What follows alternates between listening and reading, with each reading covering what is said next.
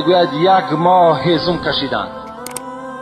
1 ماه میگوید در یک میدان کلان هیزم زیاد جمع کردند و او را چکار کردند؟ در گراندند.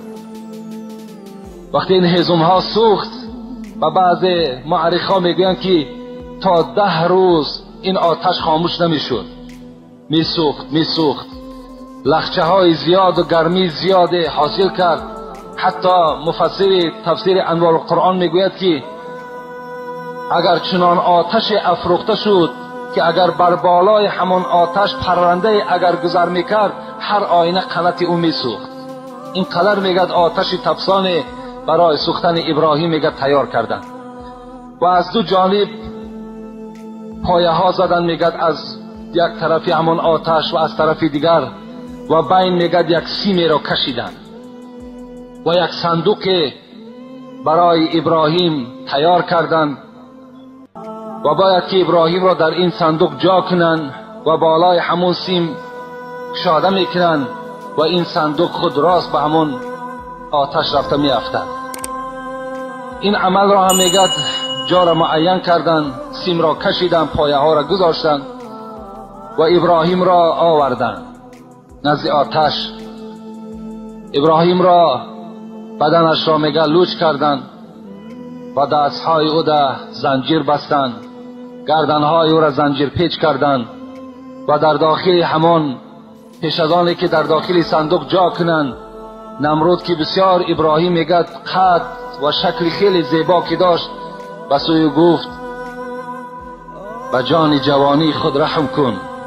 ابراهیم گفت اگر تو به خدا بودن من باور کنی و این خداهای ما را پرستش کنی، هر آینه گفت من از این فرمان دادگی خود پس میگردم. ابراهیم گفت به خود بیا. لیکن ابراهیم میگد وقتی نمرود این سخنها را میگفت ابراهیم چکار میکرد؟ ابراهیم میخندید. ابراهیم خنده میکرد، زیرا این سخنهای بی عقلانه و بی فکرانه نمرود که میشنید در حیرت میافتاد که خدایا این بنده چی قدر گمراهی هست، این از خدای خود چی قدر دور هست، نمیداند قدرت خداوندی را. ابراهیم میگد به سوی همین نمرود چی گفت؟ گفت خداوند هیچگاه زر خالص را نمی سوزاند. و حضرت ابراهیم میگه صداهای میشنید، لا تخاف یا ابراهیم انک انت الاعلی. ابراهیم تو از این جمعیت نمرودی ها نترس که تو بالای این جمعیت غالب میایی. حضرت ابراهیم که یک پشتیبان خیلی مستحکم از بالای سر که داشت دیگر پروای این نمرودی ها نکرد و میگد بالای همون عرابه سوارش کردند و میگد سیم در حرکت در آوردند.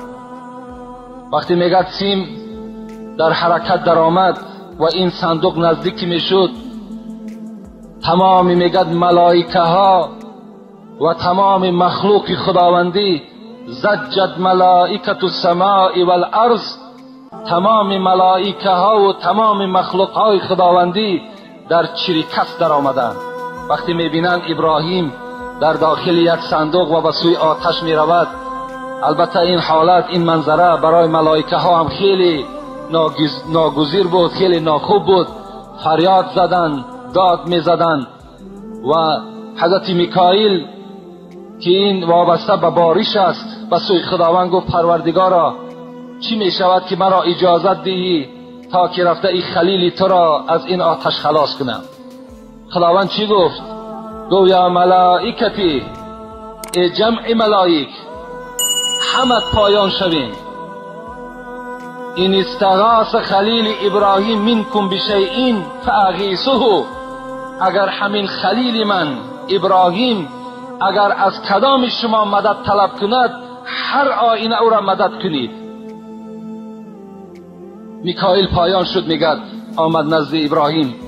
ابراهیم گفت الحال تو به سوی آتش نزدیک شده ایستاده ای، تمام باران در اختیار من است، چی فرمان میدهی؟ خواهی شد هست که الحال ابر را پیدا کنم و چنان بارش را میریزم که حتی این آتش 1 ماه افروختگی اینها همه به خاکستر مبدل میگردند. ابراهیم چی گفتند؟ ابراهیم گفتند نه، گفتند میکائیل گفتند من به تو هیچ حاجتی ندارم، هیچ حاجت ندارم. ابراهیم با این سخن میکائیل را جواب دادند. میکائیل از پیش حضرت ابراهیم رفت، در حال میگد ملائکه شمال پایان شد. ابراهیم رخصت میدهی که الحال شمالی را پیدا کنم به حکم خداوند که تمام این لخچه های علاو در خانه همین نمرودی ها داخل می شود و تو نجات می یابی. ابراهیم باشد چی می گفت؟ نه، می گفت من حاجت به شما ندارم، من از شما مددم طلب نمی کنم. وقتی میگد جبرائیل که این حالت می دید، حضرت جبرائیل که این ملائکه مقرب بود چیکار کرد؟ گفت پروردگارا چی خوب می شود که مرا اجازت دهی شاید که خلیلی تو به من تکیه کنه. وقتی حضرت جبرائیل میگه پایان شد، ابراهیم که جبرائیل می شناخت، گو ابراهیم گفت یک لحظه مانده است که تو الحال داخل آتش شوی، خوب می شود که برای من فرمان کن تا که از این آتش، از این عذاب، از این سوختار تو را نجات دهم. حضرت ابراهیم گفتند کیف احتاج الیک یا جبرائیل و انسا الذی ارسلک. جبرائیل گفت چگونه من از تو محتاج به سوی تو شوم، چگونه از تو من یاردم طلب کنم و فراموش کنم آن ذاتی را که تو را فرستاده است، چگونه من او را فراموش کنم؟ حضرت جبرائیل گفتند مادامی که اینم میدانی گو از خدای خود طلب کن که تا که تو را نجات دهد. حضرت ابراهیم چیکار کردند؟ میگه چشمهای همون نرگسی نیخته به سوی آسمان گرداندند و گفتند اللهم انت واحد فی السماء و انا واحد فی الارض اعبدک. پروردگارا گفتند خدایا من میدانم که در آسمان بجز ذاتی تو دیگر هیچ پر اقتدار نیست، آسمان از آن توست و من یگانه در روی زمین هستم که الله میگویم لا اله الا انت سبحانك لك الحمد و لك الملک لا شریک لک. پروردگارا تو پاکیزه هستی، خدایا بجز ذات تو دیگر هیچ پشتیبان من ندارم، خدایا حمدم از توست، ملکم از توست. وقتی این سخن میگد گفت حضرت جبرائیل گفتند ابراهیم من به تو فرمان میدهم از خدا طلب کن که تو را نجات دهد. حضرت گفتند که حسبی بحالی و علمه بحالی، آن ذات مرا تماشا دارد، آن ذات مرا دیده ایستاده است، چگونه من سوال کنم از خدایی که الحال و سخن مرا میشنود و حالت مرا میبیند. وقتی این مفسرای قرآن میگوید وقتی ابراهیم میگوید با آتش از بالای چقدر بلندی باشد، وقتی که میگد کشاده شد و باید که در آتش افکیده شود، یک پرنده خیلی خورد برابر ابراهیم میگه به آتش می آمد و این پرنده میگه با تمام آن آوازی که داشت صدا میزد، داد میگفت و برابر ابراهیم به سوی آتش نزدیک میشد.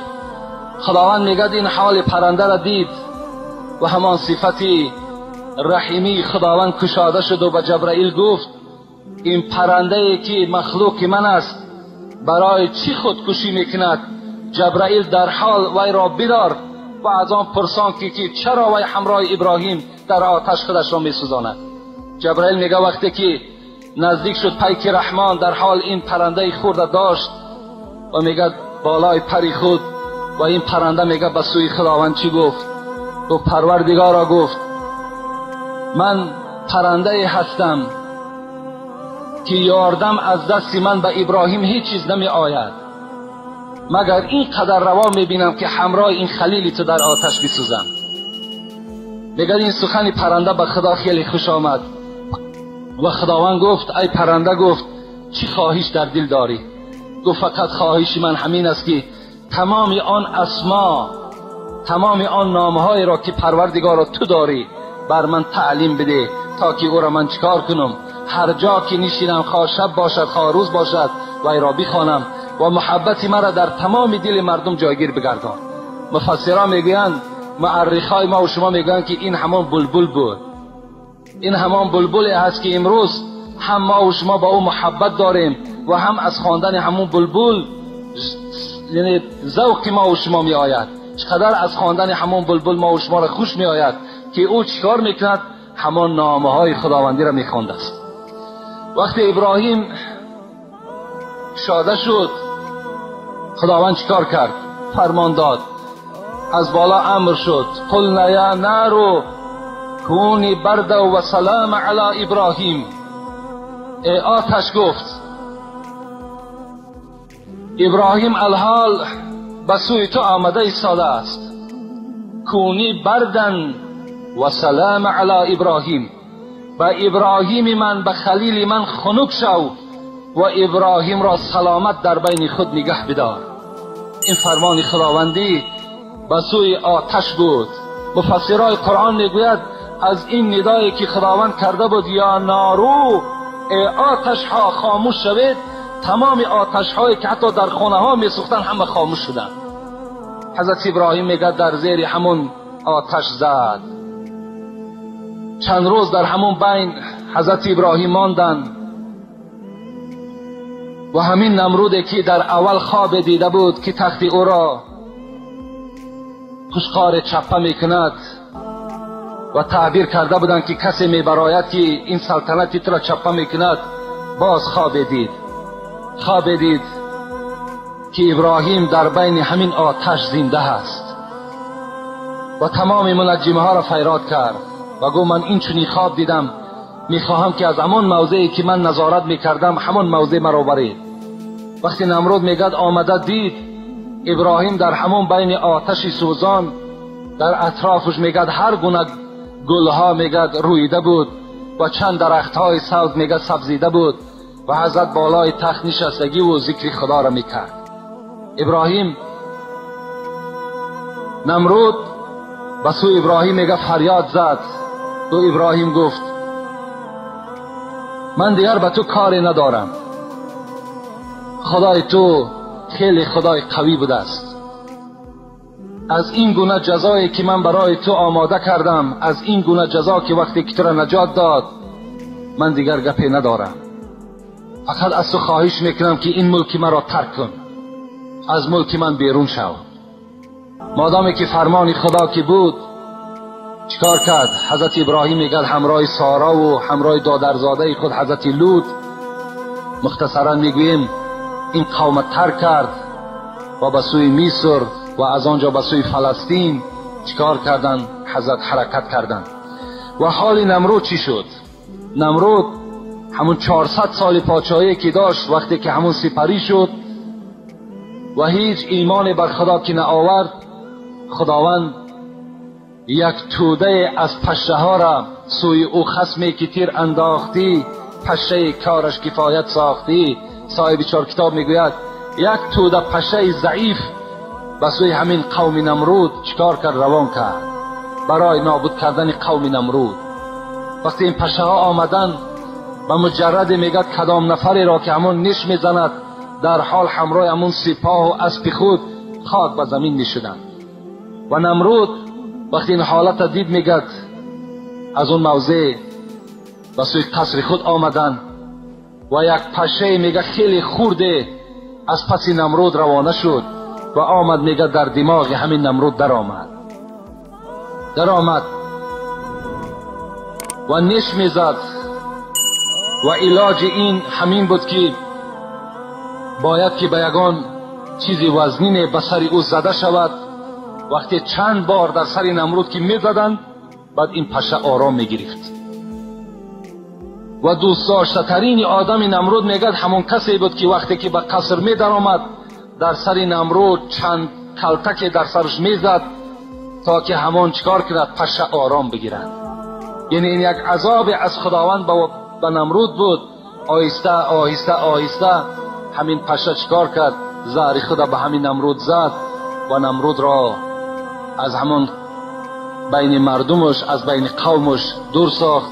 و این کافر البته به همه ما و شما معلوم است، کسی که این کار خدا میکند، کسی که مبارزه به سوی خدا میبرد، جای او معلوم است که جای وی کجاست.